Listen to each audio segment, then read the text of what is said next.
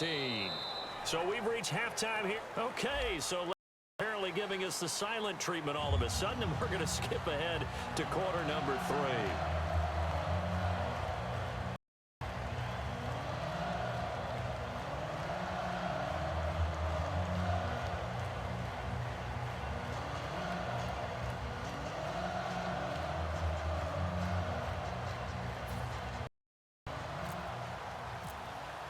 Both teams appear ready for the and we resume action here in quarter number 3.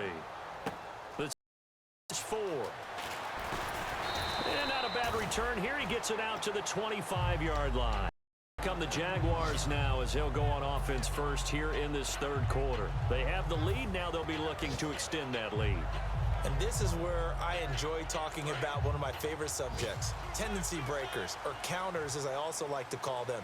You've done things in a certain way in the first half, and they've had the ability to see what you've done.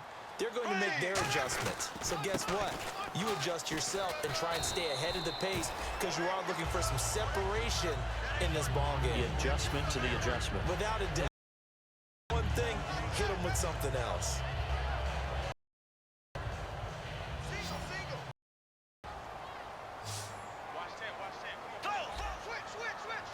Yeldon, the lone running back. On second down, here's Bortles. He finds Hearns left side. And he'll be brought down shy of the 40 at the 38-yard line. They get 6. There as the drive will continue. I like watching the wide receiver screen because it's a real teamwork play. Because guess what? The guy catching the ball, he'll get all the credit. But how about the people up to block in front of him, either fellow receivers or offensive linemen? That makes that play a really nice timing play, and sometimes it can break big. And he whips that one incomplete there.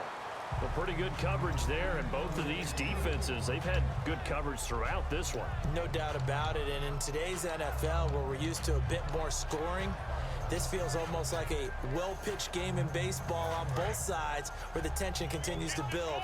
Who's going to make the big play?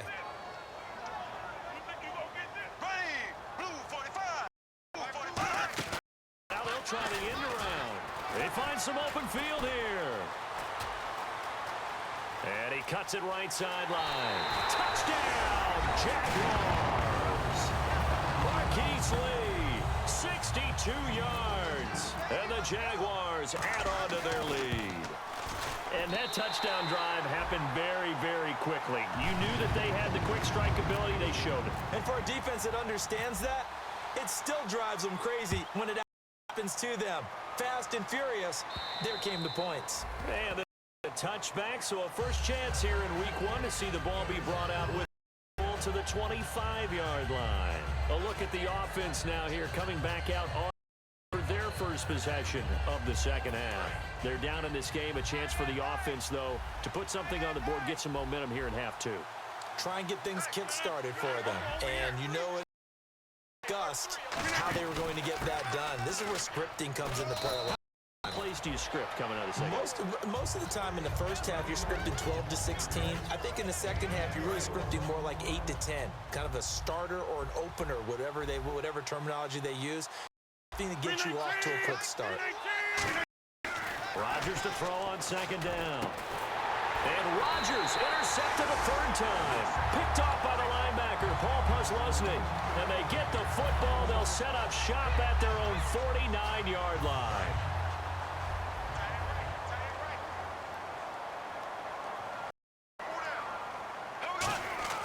So after the INT, it's Bortles. Under a heavy rush, and down he goes. A well-designed corner blitz that gets him for a loss of 8 yards. Sometimes I watch games and wonder why play fakes on certain passing situations because it's not going to fool anyone. I don't know if that was the case here, but the end result was the same. No one fooled. Quarterback was hit. Throwing now is Bortles. They go with the screen. It's Yeldon. And he loses the football a second time. And the Packers pick it up. Green Bay ready to go as they take the field. And following the interception, we'll see what they can put together on this drive. I can hear my old college coach right now. He always used to tell us mistakes will win. What they're hoping is that that last mistake is their only one of the game. Coaches, that's all they talk about, turnovers, right? Minimizing those and maximizing opportunities. And they'll go ground game here with a tailback. And they'll get only a couple down to the 44. To in there on the tackle. Tough day, tough sledding right now. Been that way the entire game. Not a whole lot of room to ramble for him. Yeah, you're right. It's been that way all afternoon. Didn't get a whole lot better there. Now Rodgers firing quickly here, and that's complete. That catch good for 5. It's 3rd down. And, boy, they had high praise for this rookie receiver when we asked the didn't they? They certainly did, and obviously they measurables, otherwise they wouldn't have brought him onto the team. Height, weight, speed, all of that. But how about what they really said? Competitiveness. That's what they really liked about him. The way he goes after the football, competes for it, and decides when it's in the air, it's his and only his. He dropped it. Couldn't hang on in the end zone. So no 6 points, incomplete.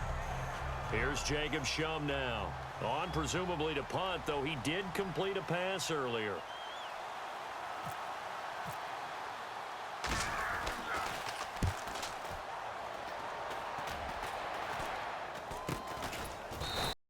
So possession goes over here on the punt. And the Jaguars go on offense, 1st down and 10. Out comes the Jacksonville offense as they get set over here. And last time, ball security. Talk about it all the time in the National Football League. They've got to be better at it on this drive. Don't you think that when every team gets together for the first time, I don't care if it's OTAs, mini camps, first day of camp in the regular season, ball security comes up about what, the second sentence of the coach's address? And those are so many drills focus on that. All the time, and they do drills to make it even tougher to his workout, though.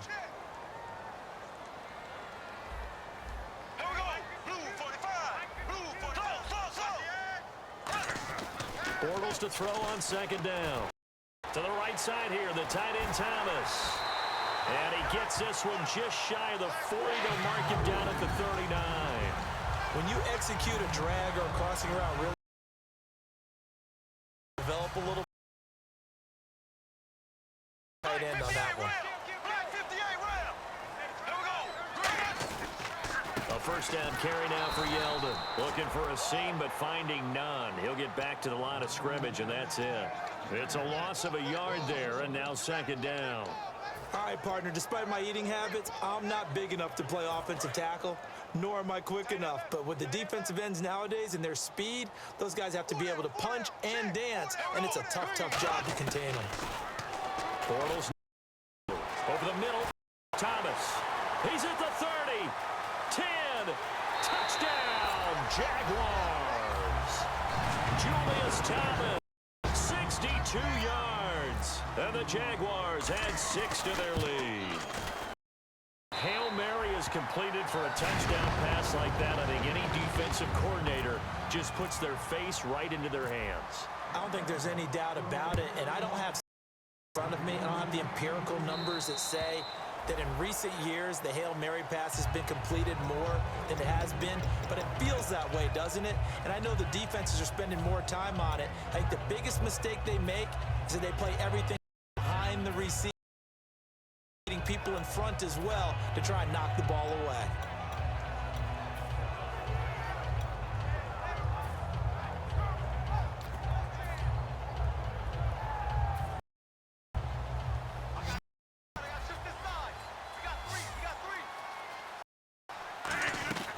Throwing on 1st down is Rodgers. And it pops free. The collision there jarred the ball loose and brings 2nd down.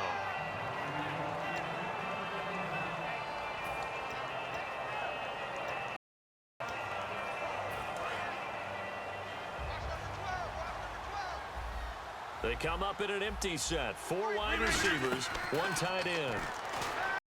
Now it's Rodgers. He can't find a receiver, and he's down.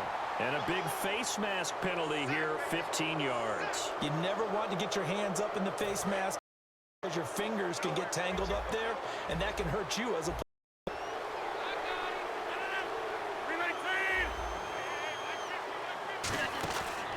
They'll give it to him right up the gut. A gain of 3, second down. I do know from experience, slow down someone's running game, you're now doing the dictating on defense, and guess what? Now you're getting ready to tee off on their quarterback because they have to throw it all the time. But you still have to for the draws and other plays of that nature to make sure you don't get hurt. On second down, here's Rodgers. And the hit jarred it loose. It's incomplete. Normally, he's pretty reliable. Usually catches what's thrown to him. On that play, he simply dropped it.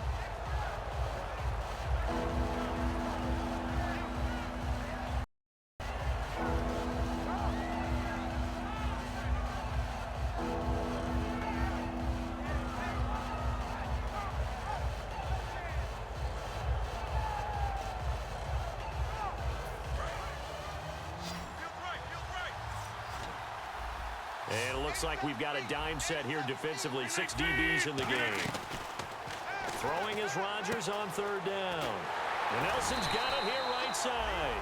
The completion good for only 6, and that'll bring up 4th. Now, that's going to be a tough one to explain when they get together to watch a game film, isn't it?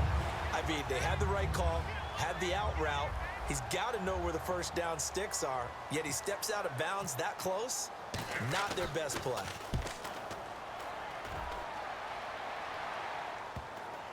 And this will be touched by a member of the kicking team inside the 20, and it's a 17-yard line. The Jags offense now gets set and heads back onto the field. And they'll just simply be looking to build off the confidence of the last time out where they scored a touchdown. Then confidence is powerful, isn't it? When you've scored once, you feel like you can go back out there and get it done again. Doesn't matter what the defense throws at them. They feel like they're in a groove right now, and they want to get out there and show it. Yeah, hoping to stay in that groove here this go-around. Oh, the ball comes out on the hit, but they'll say it's incomplete. So the numbers have been good in the passing game, and certainly a big reason why they have the lead. But now here, third, maybe go to the run game a little more? Yeah, perhaps. I mean, after that incompletion, a little credit to the defense for shutting them down on that play. Maybe you try and run the football a little bit more in this spot. T.J. Yeldon. Touchdown, Jaguars. T.J. Yeldon, 82 yards.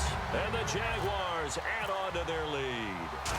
And that run massively increased production in this game, and now he's over 100 yards. Calculator, partner, because his yards per carry went significantly, right? Big time all the way to the end zone. The Packers offense now heading back out onto the field. And deficit, you can't have too many more drives like the last drive where you had to punt it away. You know what I would tell my offense right here? The punter doesn't exist, guys. He doesn't even exist. He's not a team anymore. I just cut him. Right? So you've got to go out and create some offense for us here. And his pass is intercepted for the 4th time today. A great read, and it's picked off. And they are going to set up shop at the 32-yard line. And out now comes Jacksonville as they get ready to go. And they were able to punch it in the end zone last time. They'll be looking to do that again here for the defense. Obviously, they'll be looking to stop them from punching it back in the end zone. It always is punch-counter-punch, isn't it? And which team has the advantage? Well, let's just go back. Last time on offense, they rolled downfield, got into a good rhythm. You can see a little more bounce in and out of the huddle. You can see the sideline really get into the game. So defensively, you're thinking to yourself, how do we take that away from them? How do we get the advantage back? Let's see what they come up with. I think pressure is always the first way to go. You love pressure. I love it. We'll see if they dial it up this drive. That is caught inside the 5. And they do get him down, but not before he reaches the 4-yard line. Now that play will end up on the highlights, and you'll see it all over the place. But what you won't see, the offensive line that bought the extra time, that allowed for the big completion downfield. Those guys made that play possible. Back now in Jacksonville. He faces at this point as their guys have a big lead here to number 4.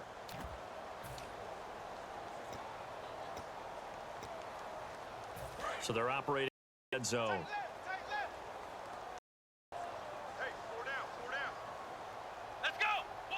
From the 4-yard line, it's 1st and goal now. And he'll take this into the end zone. A touchdown, Jacksonville. Denard Robinson, a 3-yard run as he kept it himself. Forced turnover on defense leads to 6 points. The Jaguar kick team now as they run up and send this one away.